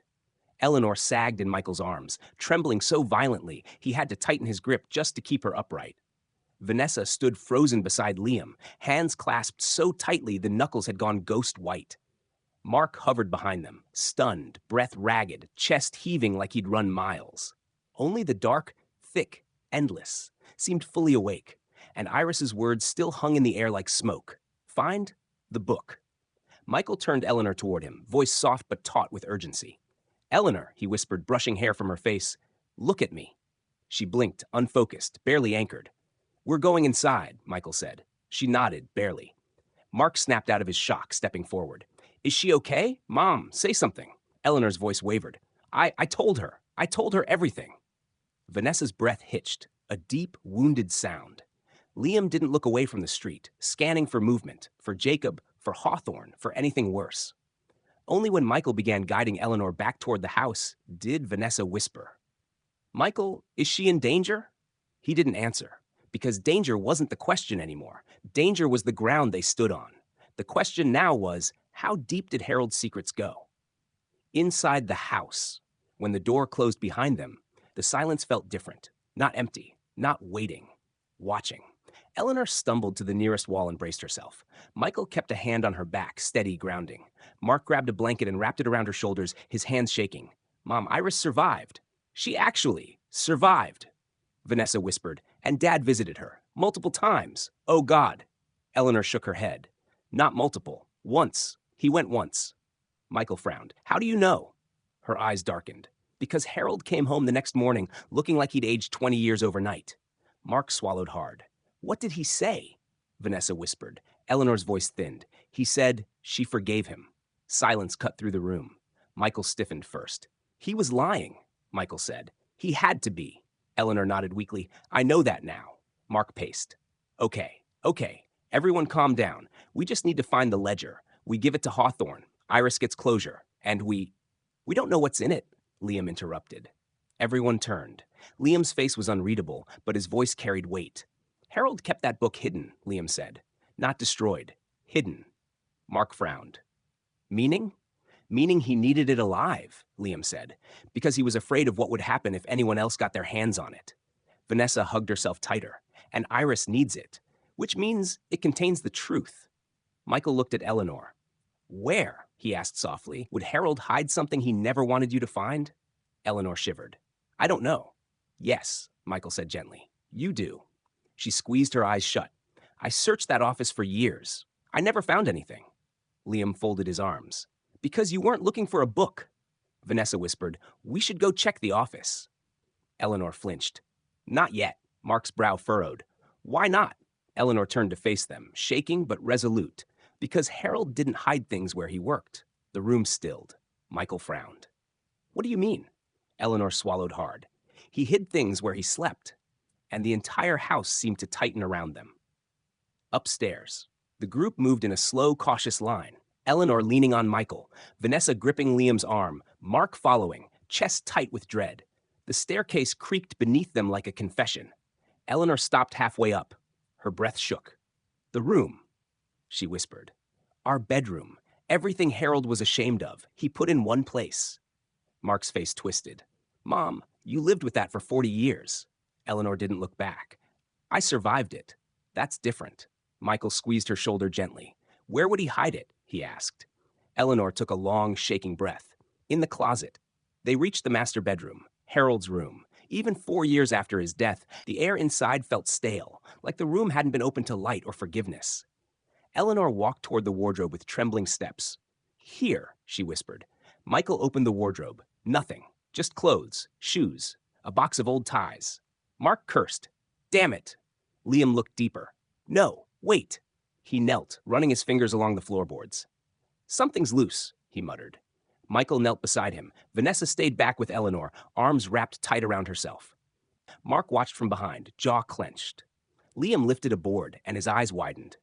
Found something. Michael reached in and pulled out a black leather journal. Old, weathered, edges flaking, no title. Just one name pressed faintly into the leather. Harold Reeves. Eleanor staggered backward. Vanessa gasped. Mark cursed under his breath. Michael held it like it was a bomb. Liam said quietly, That's the ledger. Eleanor whispered, Harold, you monster. Michael opened the first page. His eyes widened. Vanessa stepped forward. What's inside? Michael's voice trembled. It's not numbers. What is it? Mark demanded. Michael looked up, pale. It's names. Eleanor's breath froze. What names? Michael swallowed. Women. Dozens of them. Vanessa paled. Dad had affairs? Michael shook his head. No, not affairs. He turned the ledger toward them. Vanessa screamed. Eleanor collapsed to her knees. Mark's entire body convulsed with rage. Because written in Harold's neat cursive hand, under each woman's name was a single category. Paid. Unpaid. Owed. Michael whispered, This isn't an account ledger. He looked at Eleanor. It's a blackmail book. Michael didn't react at first. He didn't blink. Didn't breathe. Didn't even move. He just stared at Eleanor as if she'd spoken in a language he'd never heard before, one he somehow understood anyway. Mark's voice broke the silence. What the hell do you mean he knew you? He snapped. Michael didn't know Dad. Mom, what are you talking about? But Eleanor wasn't looking at Mark. Her eyes were locked on Michael. And Michael looked like a man whose entire life had just been ripped away from him. Vanessa whispered, trembling, Mom, how would Dad know Michael? Eleanor's voice came out thin and fragile, like a thread pulled too tight. Because Harold didn't trust anyone. Not me. Not you. Not Mark. Not anyone. She swallowed. So he looked into every stranger who came into our lives. Michael stared at her, stunned. What are you saying? Eleanor's voice shook. I'm saying Harold investigated you. Silence detonated, heavy, suffocating, unreal. Mark stepped forward, face twisting. Mom, you can't be serious. Michael was just a handyman you hired. No. Her voice cracked like a whip. Everyone froze. Eleanor pressed a trembling hand to her chest. Michael wasn't a random handyman. He never was. Michael finally found his voice. Quiet, low, trembling.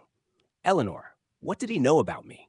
Her breath hitched. She looked at him with something between love and fear. Everything. Michael's jaw clenched so hard the muscle twitched. His posture straightened. His entire body went still. Vanessa covered her mouth. Mom, how, when? Years ago, Eleanor whispered. Before Harold died, when I first hired someone to fix the gutters years before you and Michael ever met. Mark blinked. What does that mean? It means Harold ran background checks on every contractor, every maintenance worker, every person who stepped onto this property. She pointed at Michael with trembling fingers. And years before you knocked on my door, Harold already had a file on you. Michael's voice dropped to a whisper. That's impossible. No, Eleanor said, shaking her head violently. It's not. He had contacts, former police officers, private investigators, people who owed him favors. Vanessa whispered, horrified. Was Dad watching him? Eleanor closed her eyes in agony. Yes, Mark swore, pacing violently. What the hell for? Michael didn't do anything. Michael suddenly stepped back, away from all of them, away from Eleanor. His voice was low, shaking, dangerous. What did Harold write? Eleanor hesitated. Mark snapped, Mom, tell him. She opened the ledger to Michael's page. One line, short, precise, written in Harold's meticulous, cruel hand. Michael Sanders, unfinished debt. Michael's face drained, his breath caught, his eyes snapped up. Debt to H.O. No one answered. Vanessa whispered, Mom, what debt? What did Dad think Michael owed? Eleanor turned the ledger around. There were more notes beneath the line, Harold's sharp shorthand. Michael stepped closer and froze as he read. Ask Hawthorne about Sanders. Connections to Miles' case? Potential leverage. Watch him. Eleanor's voice shook. Harold thought you were connected to Jacob or Iris or both. Mark stepped in front of Michael, fists clenched. Is that true? Stop, Eleanor cried. Michael didn't even know us back then. Michael whispered. I did. The world stopped. His voice broke open, raw, resonant, fractured. I knew the name Miles. Vanessa gasped. Mark lunged. You. Michael didn't defend himself. He just spoke. Quiet, broken, true. My brother is Jacob Miles. The room exploded. Vanessa screamed. Mark grabbed Michael by the shirt. Liam dragged him back. Eleanor collapsed into the chair. Michael didn't fight. He didn't move. He let Mark slam him into the bookshelf because he thought maybe he deserved it. Mark roared, face twisted. You're his brother? You're Jacob's brother! You came here to finish what he started! No, Michael whispered. I came here to stop him. Mark froze, breath ragged. Vanessa wiped tears. Why didn't you tell us? Michael's voice was shredded. Because I didn't want to be him. He closed his eyes. I left my family years ago. I changed my name. I cut ties. I wanted a different life. I didn't know about Iris. I swear to God, Eleanor, I didn't know. Eleanor stared at him through tears, soul torn between devastation and love. Mark grabbed Harold's ledger again. You were leverage. Dad was trying to use you? Michael nodded once. Yes. Vanessa whispered, for what? Michael's hands shook. I think your father wanted me here. Close. Watching you. Watching Eleanor. Watching this house. I never understood why. He looked at the ledger. Now I do. Eleanor's voice trembled. Michael, do you know where Jacob is? Right now? Michael didn't answer. Mark snarled, answer her. Michael met Eleanor's eyes and whispered, he's coming here. Vanessa sobbed. Mark swore. Liam stepped forward, fierce. When?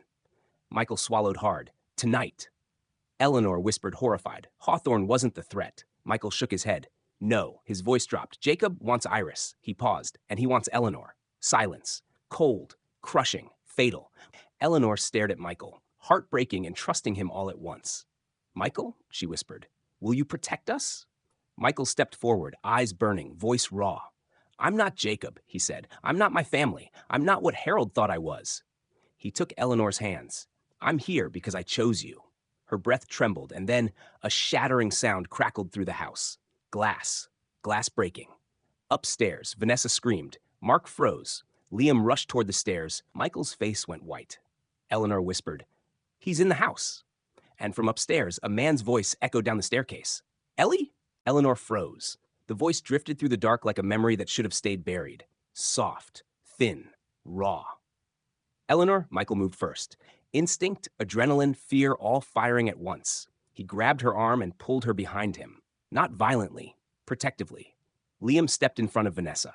Mark gripped the kitchen knife so tightly his knuckles blanched. And yet, Eleanor felt none of it. Because the voice at the door wasn't a stranger's voice. It was a child's. Not the injured woman in Hawthorne's car. Not a victim grown old on pain, not a ghost of unfinished trauma. It was the girl she abandoned, 16, terrified, begging, crawling through rain, reaching for her. And she looked away. The voice came again, unsteady, cracked in half. Don't run. Vanessa shivered behind Liam. She can't be walking like this. She was barely conscious. Eleanor whispered. She was pretending. She wasn't weak. She was waiting. For what? Mark snapped. To get me alone. The hallway light flickered. A shadow passed behind the stained glass window of the back door. A silhouette small and shaky, but unmistakably human. Michael whispered, Eleanor, stay behind me. She didn't. She stepped closer. Because the voice wasn't threatening, it was pleading. Please, don't leave me again. Vanessa gasped. Oh, God. Eleanor's breath stuttered. Those were the same words Iris mouthed on the side of the road. The same words Eleanor pretended not to see while Harold hit the gas. Liam's voice cut through the air, calm but taut. She's manipulating you. Eleanor shook her head. No, she's hurt. She wants... The doorknob turned, slow, painfully slow. Mark lifted the knife, ready to strike. Vanessa screamed, Don't, she's unarmed. The door opened half an inch. Then, nothing. Just black silence. A whisper slid through the crack. Not Iris's voice. Not exactly. Too old, too damaged, too heavy. Ellie, please. Eleanor nearly dropped to her knees. Michael's pulse kicked hard. That's not her voice, he said. Eleanor whispered, shattered. It is her. She's older now, damaged, but... No, Liam muttered. That voice isn't 16 years old, or 30, or dying. Michael narrowed his eyes. It sounds familiar. Eleanor clutched her chest. It sounds like guilt. Vanessa squeezed Liam's arm. Should we open it? Before anyone could move, the door eased open another inch, just enough for a sliver of moonlight to catch skin. A small hand, too thin, too pale, trembling violently. Eleanor gasped. Iris, a silhouette shifted behind the glass, a figure shorter than Eleanor remembered, but bent, broken, unsteady, or pretending to be. Michael whispered, Something's off. The shadow leaned closer, and the voice, still ragged, breathless, spoke again. Eleanor, you left me. Eleanor broke. She reached for the doorknob. Michael grabbed her wrist. Don't. Something's wrong. Let her in, Eleanor cried. No, Liam snapped. We don't know what she's capable of. Vanessa whispered, terrified. Mom, please listen. She's not the same girl. She hasn't been for a long time. Eleanor pulled free. She deserves this moment. She deserves answers. But just as she placed her palm on the door, the voice changed, shifted, lower, deeper, sharper, still feminine, but not afraid, not pleading, something else, something colder. Eleanor, Michael backed away. Mark froze in place. Vanessa's breath turned to ice, because the next words set the entire house on fire. Open the door so I can see the woman who murdered me. Silence erupted, a heavy, suffocating, unnatural silence. Eleanor stepped back, trembling violently. I didn't. The shadow behind the door straightened. No limp, no shaking, no pretend weakness. The voice hardened into steel. You left me to die. Now open the door. Michael thrust Eleanor behind him. Get away from it. Mark raised the knife higher. What the hell is going on? Vanessa whispered. She said murdered. She said murdered. She wasn't dead. She wasn't. Liam moved forward, eyes dark. No one opens that door. The knob twisted again, harder, faster, purposeful. The wood creaked. Eleanor whispered, I thought she was dying. Michael's voice broke. She's not dying. Liam's jaw clenched. She staged everything. The voice on the other side hissed, Ellie. Eleanor screamed. Michael shoved Mark and Vanessa back. Liam sprinted to the opposite wall, reaching for anything he could use as a weapon. The doorknob rattled violently. The frame groaned. The hinges strained. The shadow grew taller. Wrong. Impossible. Twisting. Rising. Mark gasped. That's not Iris. Vanessa covered her mouth in horror. Then who? The voice answered for them. Sharp, clear, pure venom. She died 24 years ago. Eleanor staggered backward. Mark's knife clattered to the floor. Michael shoved Eleanor behind him just as the back door burst open. A figure stepped inside, small frame, long hair, one clouded eye, the other sharp as a blade. Her face was pale, her breath ragged. But she wasn't dying, not even close. She stood tall, strong, alive. She smiled, slow and wrong. You remember me now? Eleanor's breath shattered. Iris? The woman tilted her head. No. She stepped into the light, revealing a face Eleanor hadn't seen that night on the road. A face she should have recognized sooner. A face that wasn't frightened, but furious. She whispered, I'm not Iris. The room froze. The world froze. Everything froze. She took another step. Iris died in the ditch. Eleanor shook her head violently. No, no, I saw her run. Hawthorne said she survived, he said. The woman smiled wider. Hawthorne lied. Michael felt cold crawl up his spine. Then who are you? The woman stepped closer, her clouded eye gleaming with hatred, and her good eye, the color of the night Eleanor remembered, locked onto Eleanor. I'm the girl Jacob tried to save. She paused and whispered the truth. I'm the sister Iris died trying to protect. The dawn didn't feel warm. It didn't feel like hope. It felt like a spotlight, harsh, unforgiving, revealing everything the night had tried to hide. The sun rose slowly over the Reeves house, spilling pale light across the broken back door, the shattered glass, the ledger spread open like an autopsy, and the people left standing in the wreckage of 24 years of secrets. No one spoke at first. Not Eleanor. Collapsed on the living room floor, arms wrapped around Iris like she was holding the ghost of the girl she couldn't save. Not Michael, kneeling beside her, one hand on her back, one hand gripping the floor as if the earth was tilting beneath him. Not Vanessa, white as chalk, eyes swollen, hands trembling violently as Liam held her upright. Not Mark, leaning against the wall, chest heaving, tears running down his face in a way he would never admit to later. And not Iris, quiet now, leaning into Eleanor. Not collapsing, not screaming, just breathing, as if the truth itself had stolen every ounce of strength left in her. But someone had to break the silence. It wasn't Eleanor. It wasn't Iris. Not even Michael. It was Liam. His voice low, steady, dangerously calm. Where is Jacob? Everyone froze, because dawn meant time was out. Iris's good eye shifted toward the hallway, slowly, deliberately. He's coming. Eleanor stiffened violently in Michael's arms. Michael's head snapped up. How close? Iris swallowed, her voice rough. Close. Vanessa's breath shattered. How do you know? Iris didn't look at her. Because I heard his truck. Mark swore. When? Before I came inside. Michael stood immediately. Eleanor, up now. But Eleanor wouldn't rise. Couldn't. She was still on the floor, staring at Iris through tears that wouldn't stop. I left your daughter, she whispered. I left your little girl. Iris caught her chin gently, surprisingly gently, and whispered, I forgave you. Now you need to forgive yourself. Eleanor sobbed harder. But Michael couldn't let her stay there.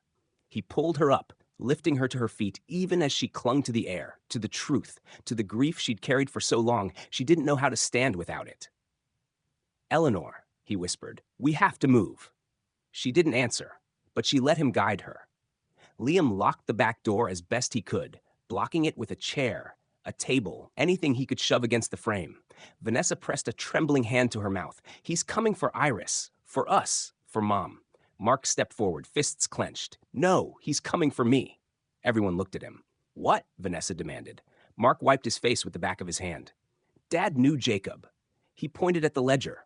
Dad owed Jacob money. He swallowed. Dad owed him favor. Michael stiffened. What kind of favor? Mark whispered. To hide something. Iris turned sharply. What? She stepped toward Mark, her limp now replaced with clarity, with fury, with fear. Mark hesitated. Vanessa snapped. Mark, what did Dad hide? Mark pulled his phone from his pocket, hands shaking, voice cracking. He whispered, a body. Eleanor stopped breathing. Michael froze. Vanessa screamed, what body? Mark swallowed hard. He looked at Iris and whispered, your daughter. Silence detonated through the room, sharp, violent, final. Iris staggered backward. No, no, no. What are you talking about? Mark held the phone out, showing the voicemail from Harold, dated years ago, never deleted. His father's voice, cold, distant, breathless, saying, I took care of the problem. No one will find her, not in that ravine. Eleanor screamed. Michael's jaw clenched so hard it cracked. Vanessa collapsed into Liam. Iris's knees buckled. Mark whispered, Dad buried her. A soft sound broke from Iris, like a whimper that had died years ago and forced itself back to life. Eleanor reached for her. Iris. But Iris stepped backward, away from Eleanor, away from everyone, away from forgiveness. Her voice broke into jagged pieces. Hawthorne lied, Michael shook his head. No, Hawthorne said she died. He didn't know. No, Iris sobbed. Hawthorne said Harold didn't know what happened to her body. Tears streamed down her face. But he did. Michael whispered, I'm so sorry. No. Iris snapped, her voice sharp as broken glass. He knew where she was the whole time. She stared directly at Eleanor. Your husband put her in the ground. Eleanor collapsed, screaming. Michael caught her. Liam stepped forward. We have to get out. Jacob will kill all of you. No, Iris whispered, trembling. She looked toward the window. He won't kill them. She raised her head slowly, her eyes colder than dawn. He came for me. A shadow crossed the window outside. Tall, limping, breathing hard. Michael pulled Eleanor behind him. Mark grabbed the knife from the counter. Vanessa hid behind Liam, sobbing. Iris straightened, small, shaking but unbroken, and whispered the last truth before the door exploded inward. Jacob didn't come here to take me back. Her good eye lifted. He came to finish what Harold started.